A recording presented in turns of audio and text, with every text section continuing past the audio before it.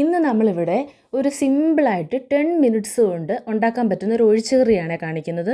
മുരിങ്ങയിലയും തുവരപ്പരിപ്പും കൂടെ ചേർത്തിട്ടുള്ളൊരു പരിപ്പ് കറിയാണ്. അതിനായി തുവരപ്പരിപ്പ് കുക്കറിലിട്ട് ആദ്യം വേവിച്ചെടുക്കണം. ഈ തുവരപ്പരിപ്പ് ഞാൻ നന്നായിട്ട് കഴുകി വെള്ളം തോരാൻ വെച്ച് 15 മിനിറ്റിന് ശേഷമാണ് ഇത് കുക്കറിലോട്ട് ഇട്ട് കൊടുക്കുന്നത്. ഇങ്ങനെ ചെയ്ത് കഴിഞ്ഞാൽ നമുക്കത് പെട്ടെന്ന് വെന്ത് കിട്ടും. ഇനി അതിലേക്ക് ഒരു 4 അല്ലി വെളുത്തുള്ളിയും കൂടി ഇട്ട് കൊടുക്കണം. വെളുത്തുള്ളി ലാസ്റ്റ് കടുക് താളിക്കുമ്പോൾ വേണമെങ്കിലും ഇട്ട് കൊടുക്കുക. 1/2 ടീസ്പൂൺ ഉപ്പും കൂടെ ചേർത്ത് കൊടുക്കണം. പിന്നെ അതിലേക്ക് 1/4 ടീസ്പൂൺ മഞ്ഞൾപ്പൊടിയും കൂടി ഇട്ട് കൊടുക്കണം. ഇനി അതിലേക്ക് ആവശ്യത്തിനുള്ള വെള്ളവും ചേർത്ത് കുക്കർ അടച്ച് വെച്ച് ഒരു 4 വിസിൽ അല്ലെങ്കിൽ ഒരു 3 വിസിലോളം മതിയാവും. അങ്ങനെ 4 വിസിലായി കഴിഞ്ഞു. നമ്മുടെ പരിപ്പ് ഇവിടെ വെന്ത് കഴിഞ്ഞു. ഇനി നമുക്ക് തീ ഓഫ് ചെയ്ത് മാറ്റി വെക്കാം. ഇനി ഒരു ചീനിച്ചട്ടി അടുപ്പത്ത് വെക്കുക. എന്നിട്ട് നമ്മൾ ഓയിൽ ഒഴിച്ചു കൊടുക്കണം. ഇവിടെ ഞാൻ വെജിറ്റബിൾ ഓയിലാണ് ഒഴിച്ചിരിക്കുന്നത്. വെളിച്ചെണ്ണ വേണമെങ്കിൽ ചേർത്ത് കൊടുക്കാം. ഇത് ഞാൻ ഇവിടെ ഒരു ചെറിയ രീതിയിൽ ഒരു നോർത്ത് ഇന്ത്യൻ ടച്ച് കൊണ്ടുവരാൻ വേണ്ടിയിട്ടാണ് വെജിറ്റബിൾ ഓയിൽ ഒഴിച്ചു കൊടുത്തത്. ഇനി അതിലേക്ക് നമ്മൾ മുരിങ്ങയില ഇട്ട് കൊടുത്തിട്ടുണ്ട്. മുരിങ്ങയില ഇനി നന്നായിട്ട് എണ്ണയിൽ കിടന്ന് ആ പച്ച മണമൊക്കെ ഒന്ന് മാറണം. അതുവരെ അത് നന്നായിട്ടൊന്ന് ഇളക്കി കൊടുക്കണം. മുരിങ്ങയില ചെറുതായിട്ടൊന്ന് വഴണ്ട് വരുന്നവരെ ഇളക്കണം.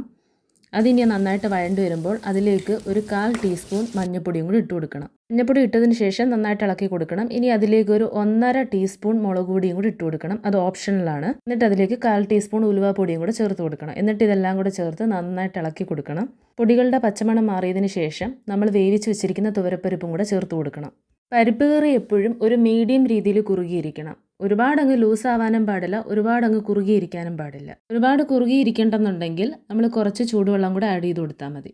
ഈ കറി നന്നായിട്ടൊന്ന് തിളയ്ക്കണം. നമ്മുടെ പരിപ്പ് കറി ഇവിടെ നന്നായിട്ട് തിളച്ച് വന്നിട്ടുണ്ട്. ഇനി നമുക്ക് തീ ഓഫ് ചെയ്യാം. ഇനി നമുക്ക് കടുക് താളിച്ചൊഴിക്കാനായിട്ട് ഒരു പാത്രം വെച്ച് അതിലേക്ക് എണ്ണ ഒഴിച്ച് ഇനി ആ എണ്ണ ചൂടായി വരുമ്പോൾ അതിനകത്ത് കുറച്ച് കടുകും കൂടി ഇട്ട് കൊടുക്കണം. ഇനി ആ കടുക് നന്നായിട്ട് പൊട്ടി വരുമ്പോൾ അതിലേക്ക് അരിഞ്ഞ് വെച്ചിരിക്കുന്ന ചുവന്നുള്ളിയും കറിവേപ്പിലയും പച്ചമുളകും കൂടെ ഇട്ട് കൊടുക്കണം. ഇവിടെ നിങ്ങൾക്ക് വേണമെങ്കിൽ പച്ചമുളകിന് പകരം വറ്റൽമുളക് വേണമെങ്കിൽ യൂസ് ചെയ്യാം.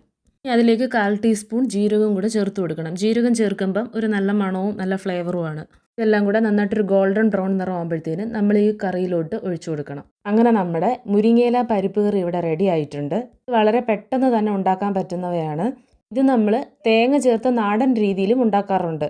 പക്ഷേ ഞാനിവിടെ ഒരു നോർത്ത് ഇന്ത്യൻ ടച്ച് വരുന്ന രീതിയിലാണ് ഉണ്ടാക്കിയിരിക്കുന്നത്. അതുകൊണ്ടാണ് തേങ്ങ ചേർക്കാത്തത്. ഇത് നമുക്ക് ചപ്പാത്തിയുടെ കൂടെയും ചോറിൻ്റെ കൂടെയൊക്കെ കഴിക്കാൻ പറ്റും. അപ്പോൾ ഇതെല്ലാവരും ട്രൈ ചെയ്ത് നോക്കുക.